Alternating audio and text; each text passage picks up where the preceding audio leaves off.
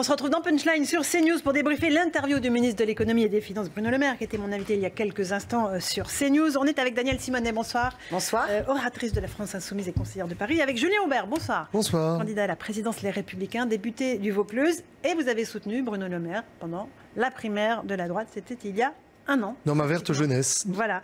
Allez, on va réécouter ce que disait Bruno Le Maire il y a quelques instants, notamment sur l'ISF, cette réforme contestée, vous le savez, sur la transformation de l'ISF en impôt sur la fortune immobilière. Il persiste et il signe. Écoutez. Je suis en tout cas convaincu que c'est une bonne chose d'arrêter de taxer des valeurs mobilières, c'est-à-dire les actions, l'investissement dans les entreprises, dans les PME, dans les TPE, pour rendre cet argent, de le mettre dans la poche du contribuable, de le mettre dans la poche de l'entrepreneur, de celui qui crée des richesses, de celui qui crée des emplois et qui a besoin d'innover, qui a besoin d'investir, qui a besoin de capital. On ne peut pas dire d'un côté, nos entreprises manquent de capital, et puis de l'autre, continuer à taxer massivement le capital en France. On ne peut pas dire, ce qui est vrai, que le capital est mobile, qui peut partir à l'étranger, partir ailleurs en Europe, et puis tout faire pour qu'il parte parce qu'on le taxe trop lourdement. Julien Aubert, est-ce qu'elle va dans le bon sens, cette réforme, selon vous, ou pas ? Verre à moitié vide, parce que le vrai sujet, c'était la suppression totale de l'ISF. Et on se demande d'ailleurs, dans ce jugement de Salomon qui coupe le bébé en deux, pourquoi finalement posséder un yacht serait possible et pas taxable, et posséder un immeuble, il faudrait que l'impôt vous taxe. Je crois que le vrai sujet, c'est que c'est un impôt qui est stupide. Il est stupide dans le sens où le coût de collecte est très élevé, beaucoup plus élevé que les autres impôts, et il produit un effet négatif. Donc si on considère que c'est un mauvais impôt qui ne sert pas les intérêts, il fallait le supprimer totalement. Danielle Simonet. Mais écoutez, c'est après le président des riches, on a vraiment tout le gouvernement qui mène bien une politique en faveur des riches, puisque la moitié des baisses d'impôts vont profiter aux 10% les plus riches. Et à travers l'ISF, on voit bien tout le symbole. Alors, il ne faut pas s'arrêter simplement sur le problème des yachts non taxés, ce qui déjà en soi est une provocation, mais c'est que les revenus des actionnaires vont être beaucoup moins taxés qu'ils ne devraient l'être, alors qu'ils devraient être taxés au moins autant que ceux du travail, pour pousser l'argent à revenir en circulation dans l'économie. On est en France un des pays qui distribue le plus de dividendes aux actionnaires. Je veux dire, ce qui coûte cher à notre économie, c'est la rémunération du capital. Et si cet argent retourne dans l'économie réelle ? Sauf que ça n'est pas vrai. C'est-à-dire que c'est l'inverse. C'est-à-dire qu'on voit bien qu'il y a une accumulation des richesses dans une petite poignée de personnes de plus en plus riches. Et ça se fait totalement au détriment d'une politique de redistribution des richesses. Et au contraire, ça ne revient pas dans l'économie réelle. Vous savez que quand vous augmentez le pouvoir d'achat et les salaires des personnes avec des petits revenus, et de fait, on va tout dépenser parce qu'on est obligé, parce qu'aujourd'hui, les salaires sont vraiment trop bas. Or, les plus riches, quand ils ont leurs cadeaux qui leur sont octroyés par M. Macron, eh bien, ne remettent pas cet argent dans l'économie réelle. D'accord, pas d'accord, Julien Aubert, rapidement, avant de passer à l'Alstom. C'est un postulat, mais on avait eu le cas, vous savez, le fameux propriétaire de l'île de Ré. La richesse et le patrimoine, ça peut être des choses assez décorrélées. Et donc je crois que la question, c'est de savoir s'il fallait maintenir cet impôt ou pas. Et malheureusement, il s'arrête au milieu de l'idée. Sur Alstom, Bruno Le Maire estime que Alstom est sauvé, qu'il n'y aura aucune fermeture de site en France et que l'État ne se portera pas acquéreur des 20% d'actions portées par Bouygues. On l'écoute. Je suis convaincu qu'il y avait urgence à le faire aussi, parce qu'Alstom aurait très bien pu voir une alliance se conclure entre Siemens et un concurrent direct d'Alstom, qui est Bombardier, qui a des usines à quelques centaines de mètres d'Alstom. Qu'est-ce qu'on aurait fait si nous avions eu une alliance entre Siemens et Bombardier et qu'Alstom s'était retrouvé tout seul, isolé en France? Je crois que la décision que nous avons prise avec le président de la République est une décision responsable, que c'est une bonne nouvelle, non seulement pour les salariés d'Alstom, mais pour toute l'industrie nationale.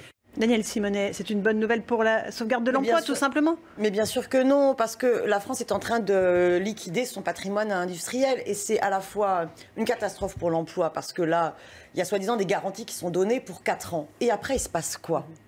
Mais c'est surtout une catastrophe dans la capacité de la France à maîtriser une industrie au service de la planification écologique. On a besoin de relocaliser au contraire notre industrie, à la fois pour défendre l'emploi et à la fois pour mettre en place l'ensemble des mesures qui répondent aux urgences écologiques. Donc, c'est une liquidation de la capacité de la France à avoir... une sauvegarde des emplois, Julien Aubert. Je crois que ça fait 15 ans, malheureusement, que l'État est un mauvais actionnaire d'Alstom. Je me souviens de Bruno Le Maire en 2014 qui expliquait que le rapprochement, il ne croyait pas du tout au rapprochement industriel entre Siemens et Alstom. Donc là, il dit l'inverse et je le regrette. Et on parle de géants européens. Derrière, il y a quand même l'idée que finalement, notre pays, ce serait une nostalgie, qu'on ne peut pas avoir de grands géants français qui deviendraient un géant européen. On va construire un géant européen, malheureusement, il sera allemand. Et c'est quand même dommage, lorsqu'on sait que la qualité du TGV par rapport à l'ICE allemand, d'en arriver là. Et effectivement, il n'y a pas de politique industrielle. Mais par exemple, vos collègues de la France Insoumise, il y a quelques minutes en Parlement, ont voté pleinement la suppression du pétrole.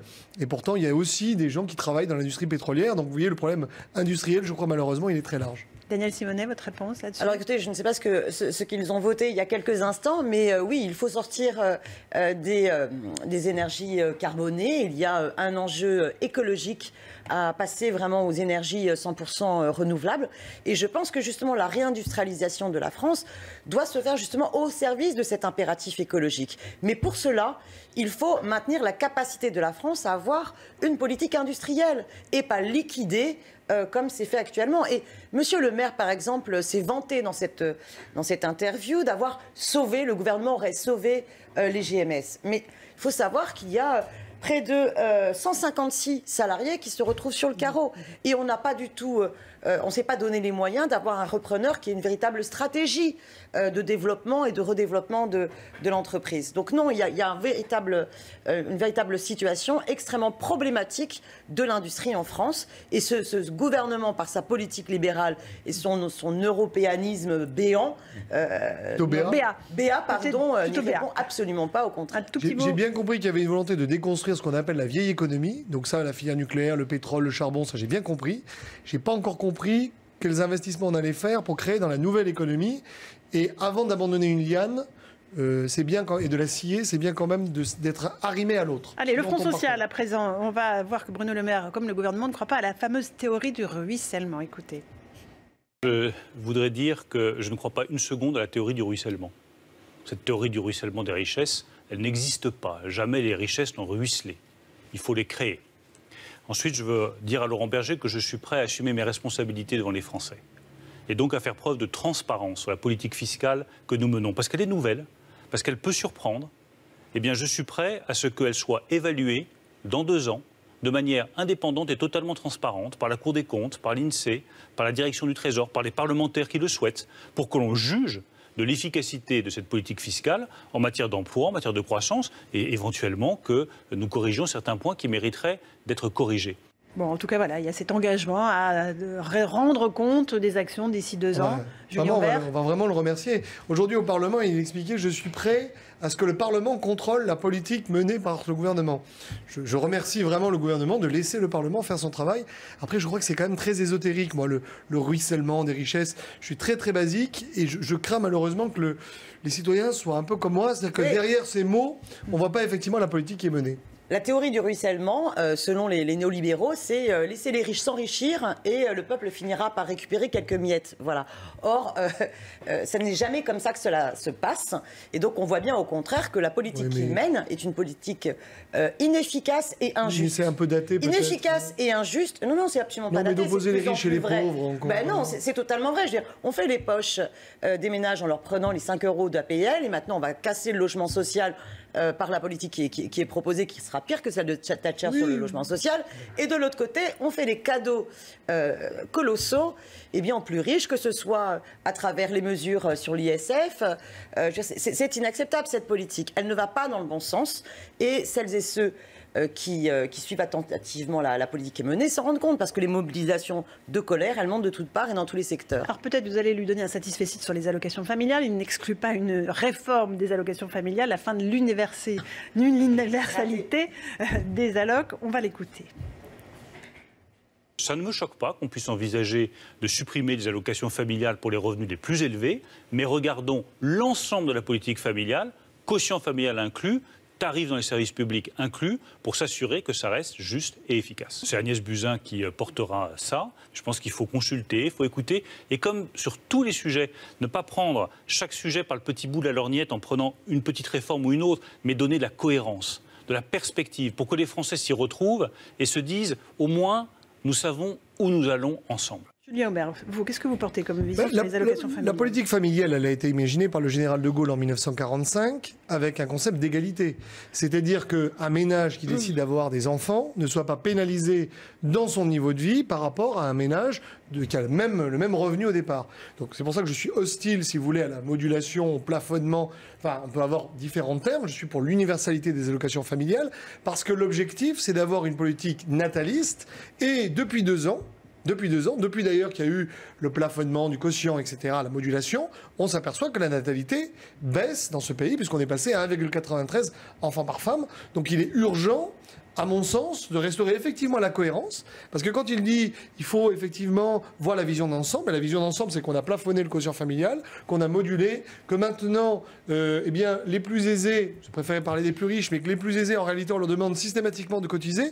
Et dans la réalité, c'est pas des milliardaires. On parle ici de la classe moyenne, de la tranche la plus aisée de la classe moyenne, qui a aussi droit de bénéficier de la solidarité nationale que n'importe quel Français. Daniel Simonet de la France Insoumise. Alors c'est surtout Ambroise Croizat, qui était le ministre de l'époque, qui a créé la sécurité sociale. Et qui est moins connu que le général la question, bah oui, mais je pense qu'il est important de prendre conscience que c'est un héritage du programme du Conseil national de la résistance. Parfaitement. Et que la question des allocations familiales, moi je suis très attachée, et nous sommes très attachés à l'universalité. Ça n'est pas l'instrument de la redistribution des richesses, ça c'est l'impôt. Et nous on propose par exemple qu'il y ait 13 tranches sur l'impôt sur le revenu, qui permet justement de respecter dans une progressivité une politique de redistribution des richesses. Mais y compris pour la question de l'émancipation des femmes, parce que moi je ne suis pas du tout pour les allocations familiales dans une optique nataliste, mais dans une optique émancipatrice.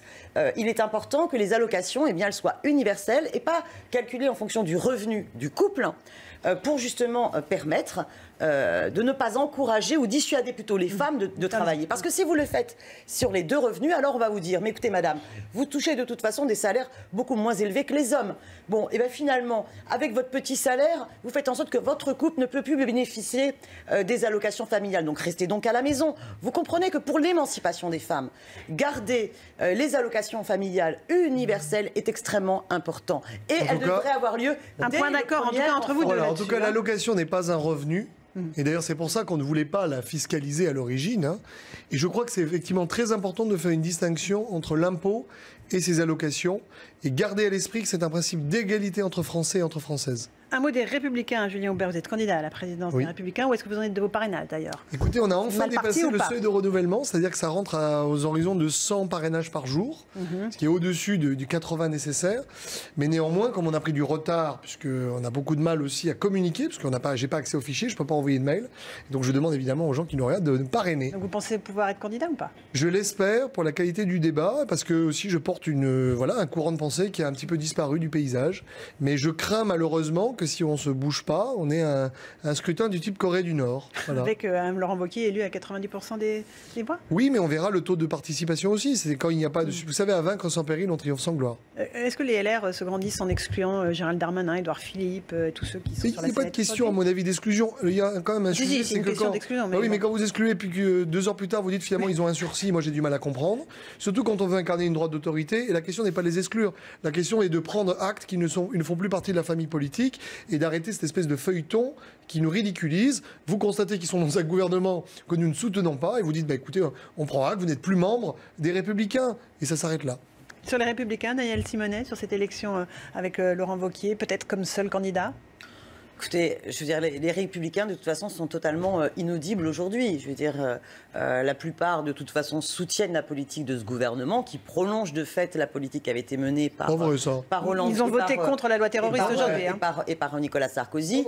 Et les Françaises et les Français ne les identifient absolument pas comme une force d'opposition cohérente sur laquelle on peut s'appuyer, puisqu'ils sont dans la même cohérence. Voilà. Donc, par contre, il y a une opposition dans ce pays qui progresse et qui monte. Je pense que les manifestations, notamment du 10 octobre prochain, qui ne vont pas se limiter à la fonction publique, qui vont déborder sur pas mal de secteurs, vont être un rendez-vous social extrêmement important. En tous les cas, nous, la France Insoumise, fiers de la grande réussite de la marche que nous avons faite le 23 septembre, où il y avait plus de monde que le 18 mars pendant la campagne présidentielle, on entend bien continuer à aider à ces mobilisations parce qu'il faut mettre un coup d'arrêt à la politique gouvernementale et c'est possible de mettre un coup d'arrêt à la politique de ce gouvernement, c'est nécessaire. La véritable opposition, elle est démocratique, elle est au Parlement.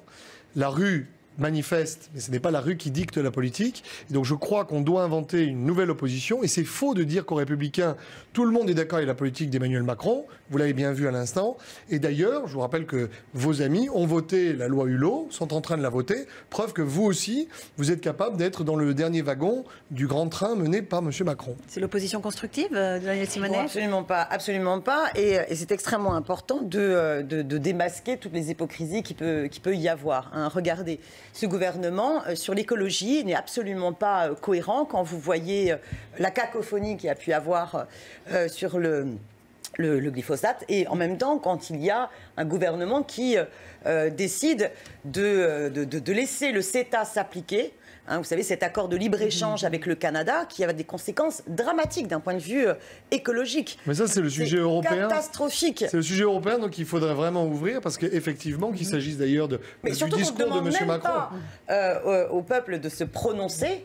Le CETA s'applique d'ores et déjà sous prétexte que l'Union européenne en a décidé ainsi, alors que la France n'a même pas décidé de son... Il existe une droite qui est hostile au CETA, preuve que Jean-Luc Mélenchon peut porter des combats, mais qu'il peut arriver aussi qu'il y ait une droite qui ne soit pas d'accord avec la politique d'Emmanuel Macron, et vous avez tout à fait raison, on doit ouvrir ces sujets, mais je crois sans tomber d'abord dans des anathèmes et des caricatures, et ensuite en évitant de cliver la société française. Moi, c'est le reproche que je fais, c'est-à-dire les riches, les pauvres. La réalité, c'est qu'on a une classe moyenne qui se paupérise, qui se précarise. On a effectivement des gens qui profitent du système dont la fortune a été multipliée par 7 en 10 ans. C'est un vrai sujet de solidarité nationale, mais au lieu d'essayer de polariser, si vous voulez, cette société, on doit absolument bâtir un projet collectif et peut-être éviter de vendre à la découpe le peuple français en disant que finalement, quand on essaie d'aider les uns ou les autres, c'est pour, je dirais, déshabiller Paul ou déshabiller Pierre. C'est là où nous avons un profond désaccord. Nous sommes favorables à une redistribution des richesses entre vous deux. Une société juste. Merci. Et qu'on en finisse avec l'oligarchie. Daniel Simonet de la France Insoumise, Julien Aubert, les Républicains, candidats à la présidence des Républicains et donc en recherche de parrainage. Merci à tous les deux. Dans un instant, le 20h foot de Pascal Praud.